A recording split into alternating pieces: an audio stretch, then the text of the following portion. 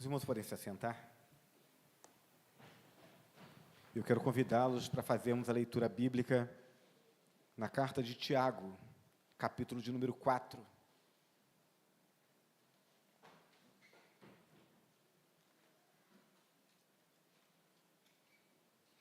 Tiago, capítulo 4, a partir do verso 13 até o verso 15, eu leio na Nova Versão Internacional. O texto nos diz assim: ouçam agora, vocês que dizem, hoje ou amanhã, iremos para esta ou aquela cidade, passaremos um ano ali, faremos negócios e ganharemos dinheiro. Vocês nem sabem o que lhes acontecerá amanhã, que é a sua vida. Vocês são como a neblina que aparece por um pouco de tempo e depois se dissipa. Ao invés disso, deveriam dizer, se o Senhor quiser, viveremos e faremos isto ou aquilo. Que Deus abençoe a leitura da sua palavra. Amém? Feche seus olhos, vamos orar.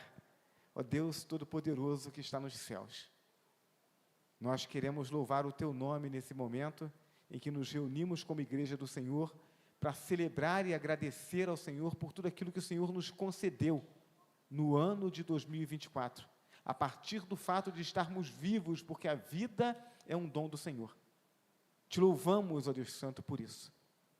E pedimos ao Senhor que nos dê a Tua direção, através desse texto e de outros textos que estaremos lendo e meditando nessa noite, porque certamente todos nós já fizemos alguns planos para o ano de 2025. E nós entendemos, ó Deus, porque sabemos e conhecemos a Tua palavra, que o planejar é nosso, mas o executar é do Senhor. E por isso nós te pedimos que nos ajude a meditarmos na Tua palavra, a entendermos a Tua vontade, a dependência que temos do Senhor, entendemos que a Tua vontade, os Teus planos são melhores do que a nossa vontade e os nossos planos, para que então, ó Deus, ajustando nossa vida à Tua vontade, fazendo parte, abraçando os propósitos do Senhor, os planos do Senhor, nos unindo ao Senhor naquilo que o Senhor já está fazendo, então sim, ó Deus, possamos garantir que o ano de 2025 será um feliz ano novo. Então, conduza-nos nesse momento de reflexão, receba a nossa adoração e a nossa gratidão. Nós oramos no nome de Jesus, o nosso Salvador. Amém. Feliz ano novo! É esse o tema que eu quero pensar com os irmãos essa noite. 2024 está indo embora e podemos afirmar que foi um ano de vitórias. Nós compartilhamos tantas coisas lá no Grupo Frutifique, compartilhamos aqui os novos membros da igreja. Eu acho que se a gente fosse relacionar aqueles que estão chegando e que ainda não oficialmente são membros da igreja, mas que já estão entre nós, já estão participando conosco, então esse número quase que dobraria. Então, muitas vitórias, muitas bênçãos, apesar das lutas e dos sofrimentos, que a gente não tem como fugir deles. Em diferentes intensidades, todos nós enfrentamos alguma luta, alguma dor, algum sofrimento no ano de 2024. Mas, apesar de tudo isso, nós estamos aqui. Sobrevivemos, construímos, crescemos, vencemos. Deus nos abençoou, Deus nos conduziu ao longo do ano de 2024. Mas, apesar das muitas vitórias, também tivemos perdas. Alguns de nós perderam parentes, perderam amigos que partiram para a eternidade, alguns deles com Cristo, outros sem, e isso precisa fazer com que a gente reflita, né, se a gente, de fato, está fazendo a nossa parte para que as pessoas, pelo menos, tenham uma oportunidade válida de conhecer e de confessar Jesus como Senhor e Salvador. Alguns de nós perderam emprego, alguns perderam dinheiro por causa ou da má administração ou de uma decisão precipitada. Alguns de nós perderam a paciência e a oportunidade de ficar com a boca fechada. E por isso perderam amizades, comprometeram relacionamentos e deram mau testemunho. Perdemos coisas diferentes, mas uma perda foi igual para todos nós. Nós perdemos um tempo, uma fração de tempo da nossa vida. Porque o ano de 2024 está indo embora. E é um ano a menos na curta passagem por essa vida. Então, não somamos mais um ano de vida, somamos ou subtraímos um ano de vida. Então, cada ano que passa é um ano a menos. 365 dias se passaram. 8.760 horas. E eu tenho certeza de que uma grande fatia desse tempo foi gasta com coisas que, na melhor das hipóteses, não nos acrescentaram absolutamente nada. A gente só deixou passar. E, na pior das hipóteses, nos trouxeram prejuízos financeiros, emocionais, relacionais, físicos e até espirituais. Perdas que tivemos. O pior é que nós estamos tão habituados em gastar mal o tempo, que se não tomarmos decisões drásticas e se não criarmos ferramentas que nos obriguem à mudança de hábito, nós vamos repetir os mesmos erros cometidos em 2024. Gastamos mal o tempo em 2024 e vamos acabar gastando mal o tempo em 2025 também. Se a gente não criar ferramentas que nos ajudem a mudar essa história, a gente vai repetir, porque os hábitos são essas coisas que a gente faz sem pensar, faz automaticamente. Então, eu particularmente, quero ter um feliz 2025. E eu também desejo que cada um de vocês tenha um feliz 2025. Para que isso aconteça, eu quero propor, então, alguns ajustes e algumas prioridades para esse novo ano. E aí a gente não pode fazer igual o Jonatas falou, né? Planeja, e aí passa o ano, não faz nada, chega o final do ano, refaz de novo os alvos, os desejos, os planos. O que eu quero propor é algo que a gente precisa colocar em prática para que a gente garanta que 2025 será um feliz ano novo. O que a gente precisa fazer, então? Primeiro, comprometa-se em estar com Deus. 2025 está à porta. E é interessante isso, irmãos. Deus poderia fazer o tempo assim direto, né? Então, não tem noite, só tem dia, ou então não tem dia, só tem noite. A gente não conta o tempo. E aí seria estranho demais. Mas Deus, Ele divide o tempo em anos. Cada ano, um novo recomeço. O ano em meses. O mês em semanas, as semanas em dias, os dias em horas. A gente tem essa fração para que a cada fração diferente, a gente tem a oportunidade de repensar o que fez na fração anterior e tomar a decisão de mudar dali para frente. Temos a oportunidade de fazermos diferente em 2025. Então, comprometa-se em estar com Deus. Em Hebreus, capítulo 11, verso 6, a Bíblia diz assim: sem fé é impossível agradar a Deus, pois quem dele se aproxima precisa crer que ele existe e que recompensa aqueles que o buscam. Sem fé é impossível agradar a Deus. Você crê em Deus? No Deus bíblico, que é onisciente, Ele sabe de todas as coisas. Ele é onipotente, Ele pode fazer qualquer coisa. Onipresente, está em todo lugar, até lá dentro do seu quarto, quando a porta está fechada e você está lá na internet. O Deus que é eterno, todo-poderoso. Você crê nesse Deus? Você crê no Deus Salvador, o Deus provedor, amoroso, misericordioso? Se a resposta é sim, então, por que tantas vezes você não prioriza o tempo com Deus? Ele é esse Deus extraordinário.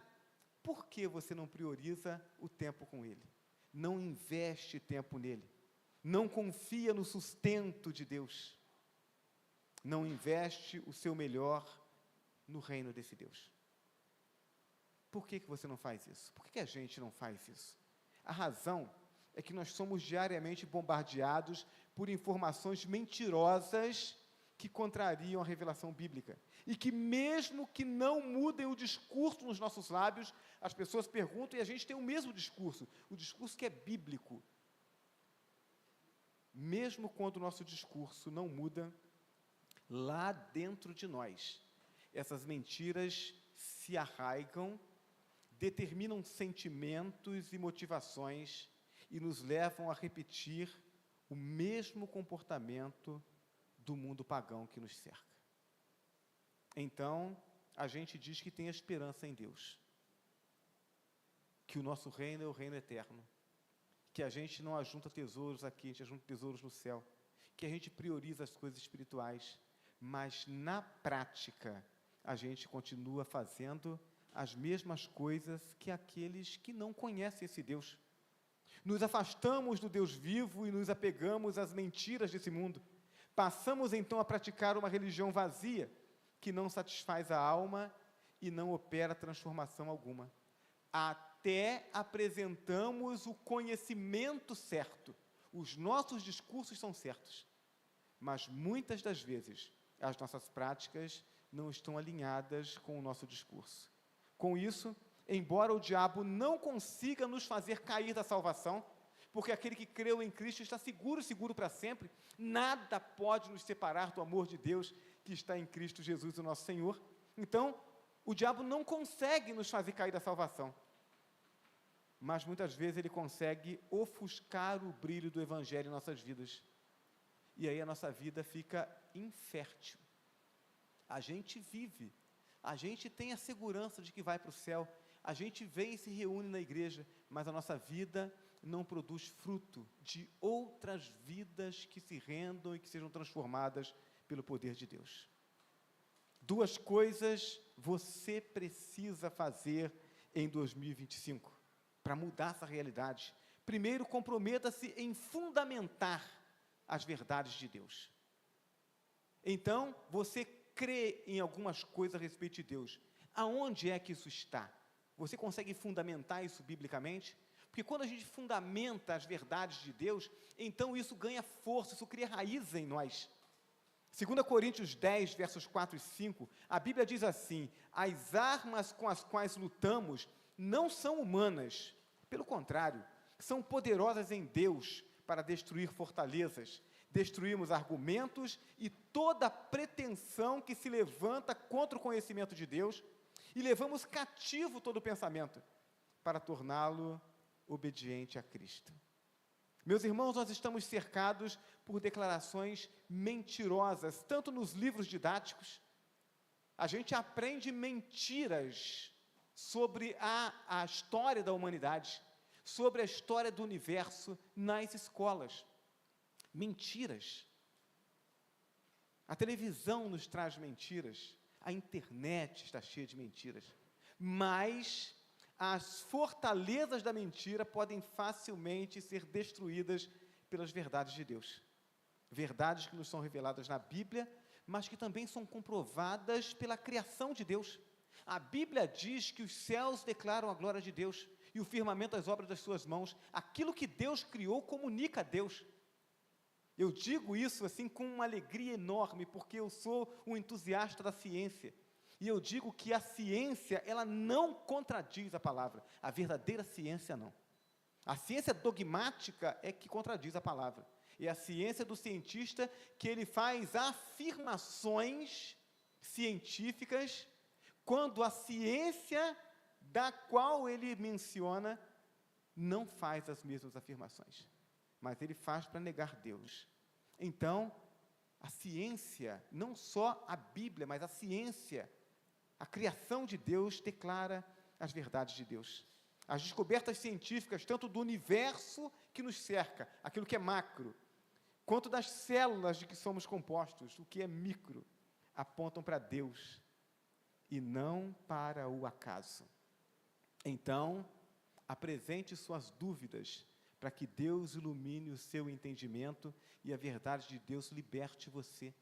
Não tenha medo de fazer perguntas para a Bíblia e para Deus. Não tenha medo. Se as pessoas estão afirmando, se alguém na escola, no trabalho, na televisão, no vídeo da internet, afirmou algo que está na contramão da vontade de Deus, da revelação de Deus, questione Deus, questione a palavra de Deus e você vai encontrar as respostas.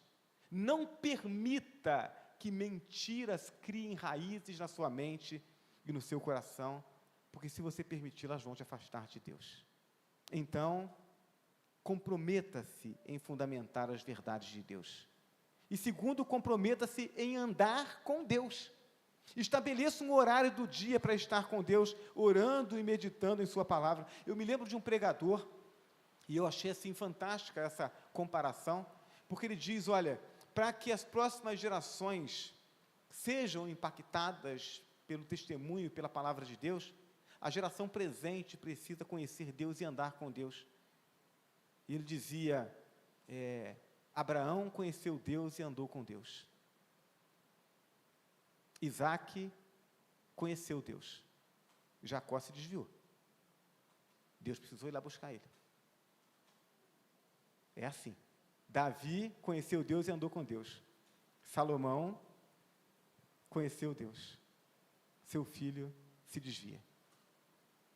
Então, você precisa conhecer Deus, mas precisa andar com Deus, precisa gastar tempo no relacionamento com Deus. Então estabeleça um horário. Se a gente não estabelece horário, irmãos, eu digo isso por experiência. Se a gente deixar assim, levanta de manhã, deixa as coisas ir atropelando o seu dia, diz assim, não, a hora que der um tempo eu paro para falar com Deus. Sabe que hora que você fala com Deus? Na hora que está deitado. Aí você fala assim, ai, não falei com Deus. Aí você faz aquela oração, né, pequena, aquela oração que Deus olha e fala assim, não foi para isso que eu te criei. Por quê? Porque você não estabeleceu um horário. Tem que estabelecer horário para estar com Deus, orar a Deus, meditar na palavra de Deus. Ao ler, faça com um caderno ao seu lado. A gente não estuda a Bíblia apenas lendo, a gente estuda anotando. Tenha um caderno de oração. Responda, enquanto você estiver lendo, a 2 perguntas. Primeiro, o que Deus me falou? Se você leu a Bíblia, Deus falou com você. Ele mexeu com você, espetou você. Se você leu e não aconteceu nada, Deus não mexeu com nada com você, lê de novo, que você não entendeu o que você leu. Quando nós lemos a Bíblia, Deus mexe conosco. Então, o que Deus me falou? É a primeira pergunta. Você precisa anotá-la no caderno. Qual é a segunda pergunta? O que devo ajustar na minha vida? Porque quando Deus fala conosco, Ele quer ajustar alguma coisa em nós. A gente precisa responder isso. Lembre-se de que a Bíblia existe não para nos informar. A Bíblia existe para nos transformar. Então, cada vez que eu leio a Bíblia, eu preciso olhar para mim e perguntar o que eu preciso ajustar.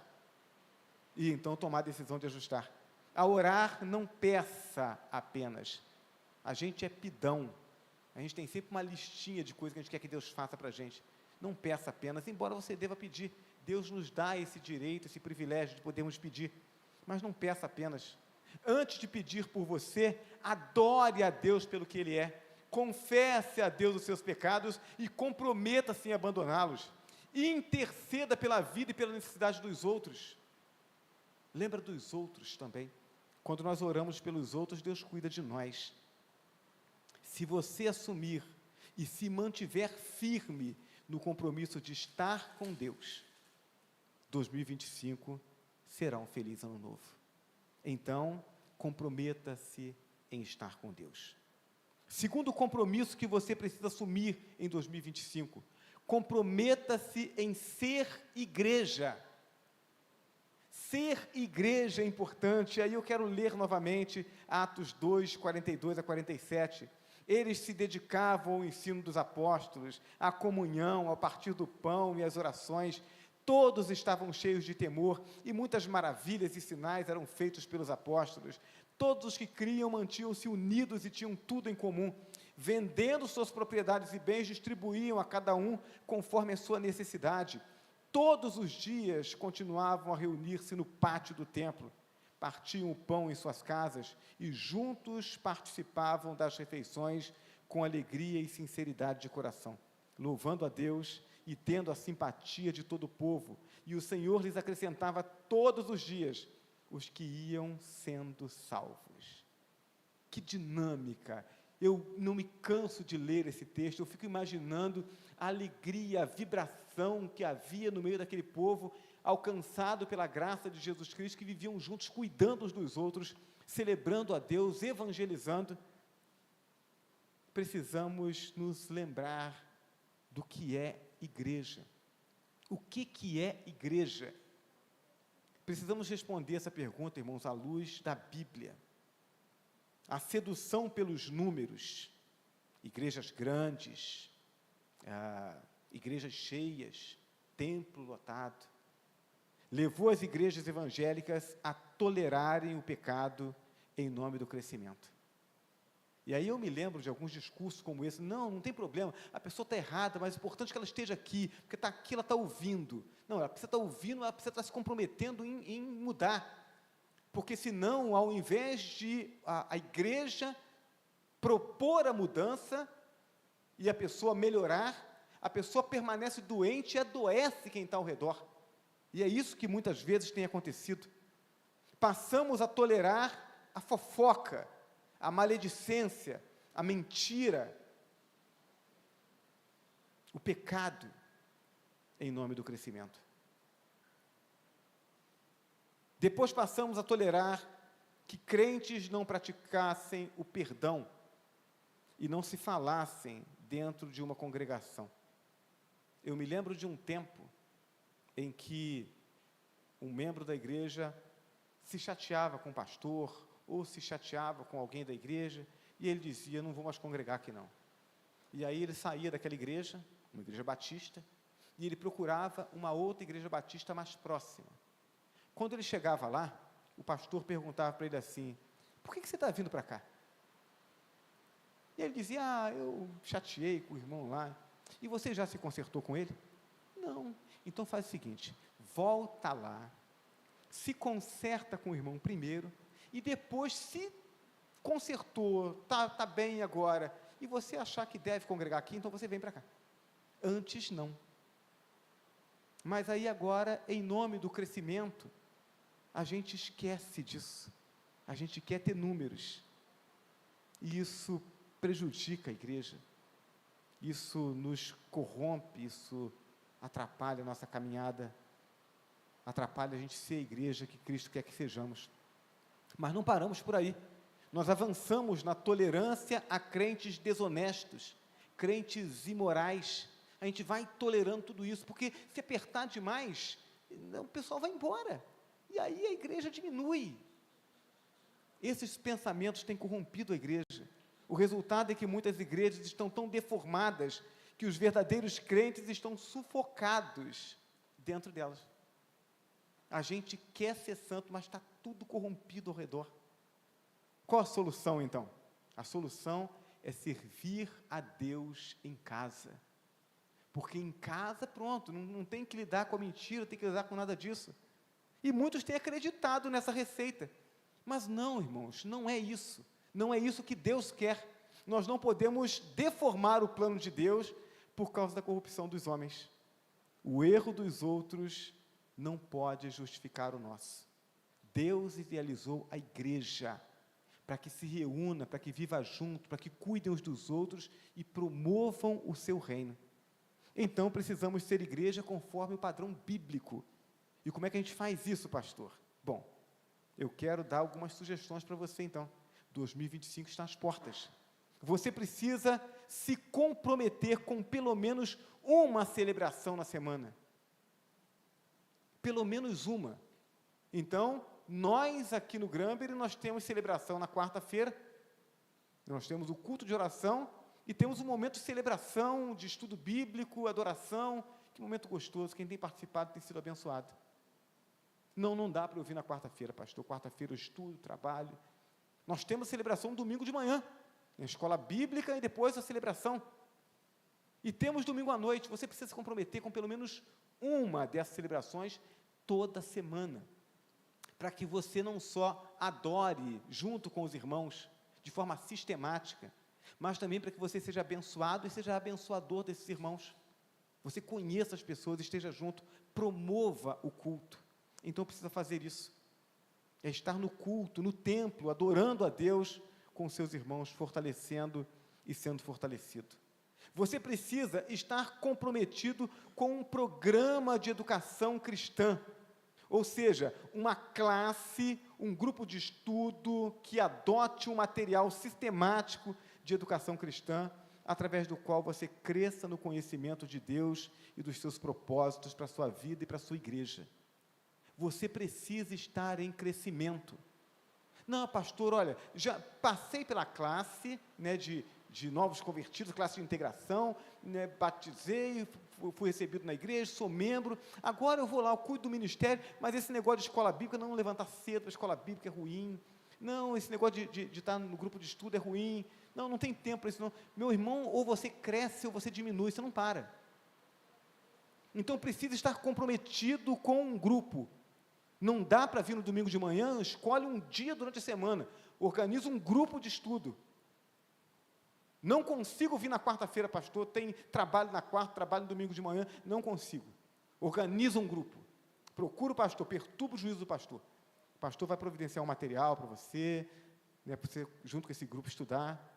Não pode abandonar o crescimento no conhecimento da palavra de Deus. Terceiro, você precisa estar comprometido com o discipulado. Isso é, você precisa de alguém que zele pelo seu crescimento cristão e também precisa zelar pelo crescimento de outra pessoa. Isso é fantástico, irmãos. Quando você dá a alguém a liberdade, a autoridade para chegar perto de você e perguntar para você se você leu Bíblia essa semana, isso faz com que você, para dar uma resposta satisfatória, porque você é crente, você não pode mentir. Então, você não vai passar a semana inteira sem ler a Bíblia e vai perguntar, e aí, como é que foi? Leu a Bíblia? Li, não pode, né? Porque aí o Espírito Santo espeta. Então, você tem que falar a verdade. E você não vai ter aquela cara de pau de uma semana, 2 semanas, 3 semanas, o pessoal está perguntando se leu a Bíblia, e você dizer, não li. Então, quando a gente dá essa autorização para que alguém nos peça contas, isso nos ajuda a fazermos aquilo que nós temos que fazer. Pastor, mas e se eu leio a Bíblia só porque o outro está me espetando? Deus se agrada disso? Deus quer que você conheça a palavra dele. Deus quer que você gaste tempo com ele. Se alguém te leva até lá, é isso que precisa acontecer para que você cresça, então Deus vai abençoar a vida desse irmão para que ele abençoe a sua. É isso.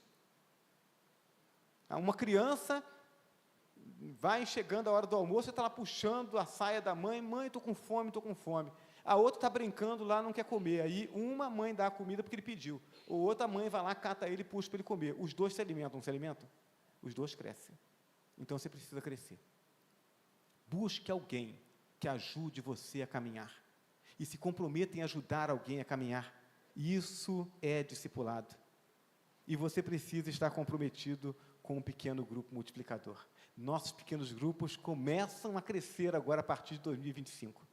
Então, vamos intensificar nossa atenção ao pequeno grupo dos jovens, pequeno grupo de adolescentes já está se ajustando à visão de igreja multiplicadora, pequeno grupo das mulheres já está caminhando, os homens já estão comprometidos, agora em janeiro iniciar o seu pequeno grupo também. Procure um pequeno grupo. Um grupo que se reúna semanalmente para estar exercitando os dons espirituais, desenvolvendo a liderança da igreja, intercedendo uns pelos outros, cuidando e integrando novos crentes. Faça isso, para que você cresça. E veja, isso não tem a ver com sentimento. Você não precisa sentir vontade para fazer isso. Você não precisa sentir assim, uma alegria enorme quando falam de pequeno grupo, quando falam de disciplina espiritual, quando falam desse cuidado. Não, você tem que entender que isso não tem a ver com motivação, com alegria, com vontade. Isso tem a ver com conhecimento de Deus e obediência a Deus. Deus quer que você cresça. Deus quer que você promova o crescimento. Se queremos uma igreja saudável, está nas nossas mãos construí-la, a partir da entrega da nossa vida nas mãos do nosso Senhor. A igreja será o que você estiver disposto a ser. Ah, pastor, a igreja não evangeliza. Você está evangelizando? Se você está evangelizando, então a igreja está evangelizando, porque você é a igreja. Então, a igreja será aquilo que você estiver disposto a ser. A igreja fará o que você estiver disposto a fazer. Pastor, nossa igreja tem que ser mais calorosa no acolhimento dos visitantes. Você está acolhendo visitantes? Então, quando eu me tornei membro da primeira igreja batista em Mendes, eu entendi que essa coisa de cuidar, de dar atenção para quem chega na igreja, era algo importante, fez diferença para mim. Então, eu não esperei alguém me chamar para participar do ministério de recepção. Eu chegava mais cedo, 10, 15 minutos mais cedo, e parava lá na porta, esperando as pessoas chegarem para cumprimentá-las. Então, faça isso. A igreja será aquilo que você estiver disposto a ser. Se você assumir e se mantiver firme no compromisso de ser igreja, 2025 será um feliz ano novo. Em terceiro e último lugar, comprometa-se com o seu desenvolvimento espiritual. Mateus 28, verso 19 e 20. Portanto, vão e façam discípulos de todas as nações, batizando-os em nome do Pai, do Filho e do Espírito Santo, ensinando-os a obedecer a tudo que lhes ordenei. E eu estarei sempre com vocês até o fim dos tempos. Quando Jesus escolheu os seus discípulos, qual era o mais culto deles?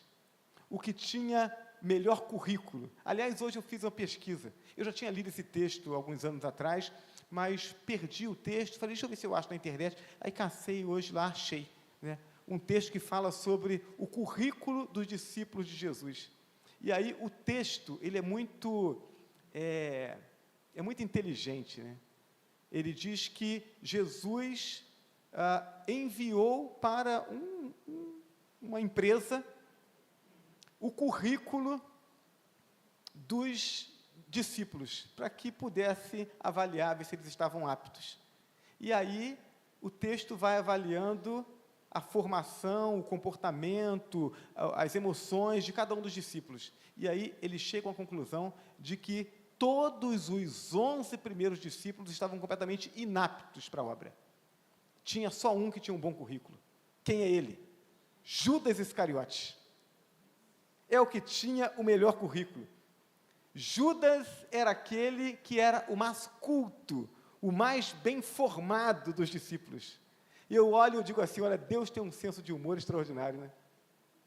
Porque, né, o que deu errado não podia ser o pior, mas era o que tinha o melhor currículo. Meus irmãos, isso não quer dizer que conhecimento seja algo ruim. Vejam, quando Deus quis alcançar os gentios, Ele escolhe o mais capacitado que havia. Ele escolhe o apóstolo Paulo. Falava várias línguas, tinha sido discipulado por Gamaliel, um dos grandes mestres do seu tempo. Então, não, conhecimento não é algo ruim. O que eu preciso entender é que quem opera a obra é Deus, e não o meu conhecimento ou a minha habilidade. A questão é, Jesus escolheu homens que mal sabiam escrever, e os discipulou, e fez deles líderes da igreja. E aí, depois que ele fez isso, ele disse, agora vocês vão e façam com os outros o mesmo que eu fiz com vocês. É isso que está escrito em Mateus 28, versos 19 e 20. Jesus discipulou aqueles homens, e agora ele diz, agora vocês vão e façam o mesmo com os outros. Então, não importa se você tem mais ou menos estudo, se você tem mais ou menos idade, se você tem mais ou menos tempo de vida cristã, se você tem mais ou menos timidez, não importa essas coisas. O desafio é que em 2025, você se comprometa com o seu desenvolvimento espiritual, a fim de que os planos de Deus se cumpram em você, porque só assim você será realmente feliz. Deus tem algo para realizar na sua vida, e tem algo para realizar através da sua vida. Você precisa acreditar e permitir que Deus faça isso. Você precisa acreditar em 3 coisas. Primeiro, acredite no plano de Deus. Deus planejou que a salvação seria proclamada por pessoas transformadas. E, na sua maioria, essas pessoas transformadas são pessoas simples e socialmente desprezadas. É isso que nós lemos em 1 Coríntios, capítulo 1, versos 25 a 29. O texto diz assim, olha, porque a loucura de Deus é mais sábia do que a sabedoria humana, e a fraqueza de Deus é mais forte do que a força do homem. Irmãos, pensem no que vocês eram quando foram chamados. Poucos eram sábios segundo os padrões humanos, poucos eram poderosos, poucos eram nobres ou de nobre nascimento. Mas Deus escolheu as coisas loucas do mundo para envergonhar os sábios, e escolheu as coisas fracas do mundo para envergonhar as fortes. E Ele escolheu as coisas insignificantes do mundo para desprezar, e as desprezadas, e as que nada são, para reduzir a nada as que são, para que ninguém se vanglorie diante dEle. A obra será feita não por aquilo que eu tenho naturalmente em mim, mas porque eu permito que Deus use a minha vida. Deus quer usar a sua vida para manifestar o poder dEle, o amor dEle, a compaixão dEle. Deus quer se revelar através de você. E isso independe da sua maior ou menor formação acadêmica, da sua maior ou menor habilidade. É só deixar Deus fazer. Então, acredite no plano de Deus. Deus quer fazer através de você. E então, quanto menos habilidade a gente tem, quanto mais limitações a gente tem, e a gente confia em Deus, mais a glória de Deus se manifesta, e as pessoas olham e dizem assim, olha, é Deus mesmo quem está fazendo. E a ideia é essa mesmo. Então, acredite no plano de Deus.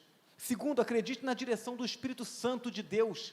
A Bíblia diz que o Espírito Santo que habita em você fará com que você, nas horas necessárias, se lembre do que aprendeu sobre Jesus. A Bíblia afirma isso. A Bíblia afirma que o Espírito Santo concederá dons espirituais para você realizar a obra de Deus. A Bíblia diz que o Espírito Santo abrirá o seu entendimento para a compreensão das coisas espirituais e que usará a sua vida de forma poderosa. O Espírito Santo que habita em você. Mas você precisa crer, confiar e obedecer. Se eu acreditar que aquilo que acontece na caminhada cristã é meramente humano, então eu estou no lugar errado. Meus irmãos, se a coisa for pela capacidade humana, em qualquer outra organização que a gente for, a gente vai ter possibilidade de ter melhores resultados do que na igreja. A gente só tem grandes resultados na caminhada como igreja, porque a gente não só crê, a gente sabe, a gente experimenta que o poder de Deus opera em nós e através de nós. É por causa da confiança no poder, no milagre de Deus, que a gente é igreja. Então eu preciso crer, preciso confiar e preciso obedecer. Atos capítulo 1, verso 8.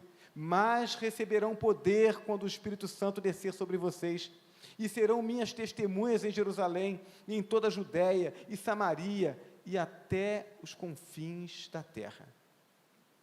Se você é um crente em Jesus Cristo, o Espírito Santo já habita em você, e o poder de Deus opera através de você.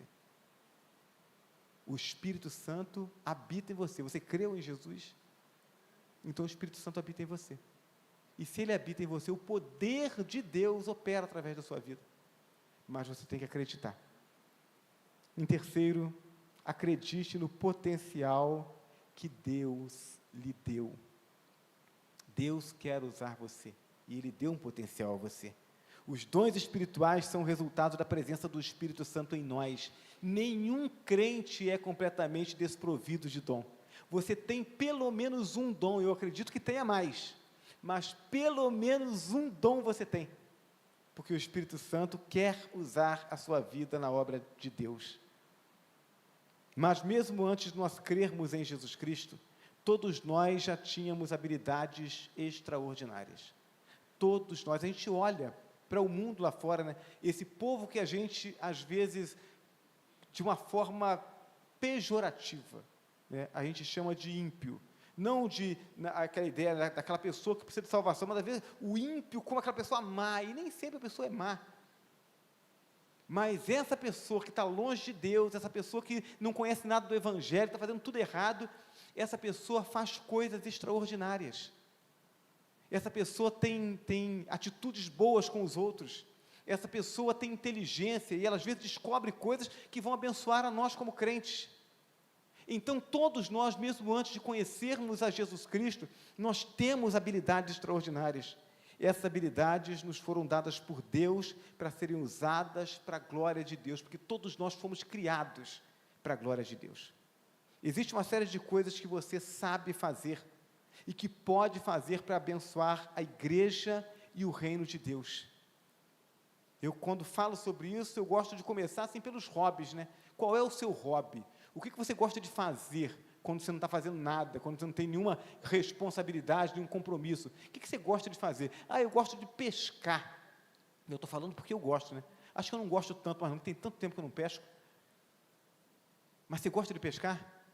Você pode usar a pescaria para a glória de Deus. Reúna os amigos, marca a pescaria. E aí tem que ser aquela pescaria do dia inteiro, né? E aí, enquanto você passa o dia, né, arruma isca, arruma material de pesca, entra no carro, vai para um lugar longe, 2 horas de viagem, e aí depois o tempo na beirada lá do rio, ou no mar, quem gosta de pescar no mar, e aí depois a volta, e vai contar os peixes. Enquanto está fazendo isso, compartilha o Evangelho. Você faz o que você gosta e compartilha aquilo que Deus está fazendo na sua vida. E você vai ter um monte de pescador como irmão em Cristo. Então, você tem habilidades, você tem gosto, você pode fazer a coisa para o reino de Deus. Pensa naquilo que você gosta de fazer, naquilo que você sabe fazer, naquilo que te dá prazer, e pensa, como é que eu posso colocar isso a serviço do reino de Deus? Agora, existem outras tantas habilidades que você tem e nem sabe que tem. Sabe por que você não sabe? Porque você nunca tentou fazer algo diferente. Eu não sei quantos já viveram essa experiência, né? Se de repente surge a oportunidade ou a necessidade de você fazer algo que você nunca fez, e aí você coça a cabeça, não tem jeito, tem que fazer. E aí você vai fazer, você descobre que você consegue fazer aquilo bem, ou não sabia que eu sabia fazer isso. Por quê? Porque todos nós temos muitas habilidades, centenas de habilidades, que nós às vezes passamos a vida inteira e nem descobrimos que temos. Então, arrisque-se.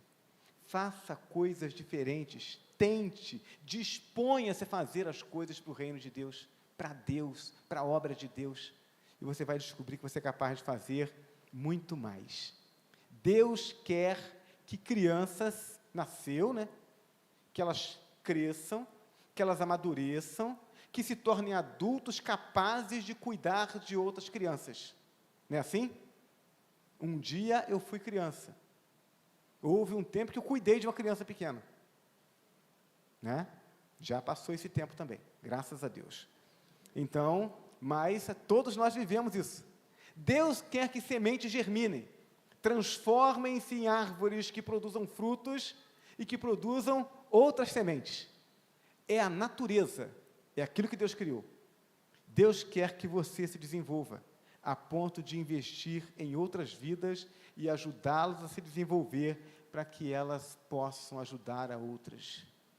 Deus não quer que você chegue na igreja, sente no banco e fique com a boquinha aberta, esperando o alimento chegar todo dia, como se fosse um passarinho que nunca cresce.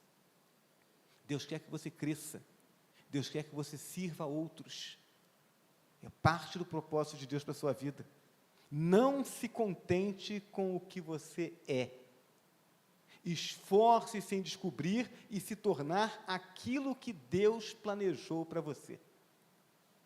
Porque se você se esforça para ser aquilo que Deus planejou, então você vai ter a ajuda de Deus. Antes de você querer, Ele já queria. Então Ele vai te ajudar. Filipenses 3, verso 12.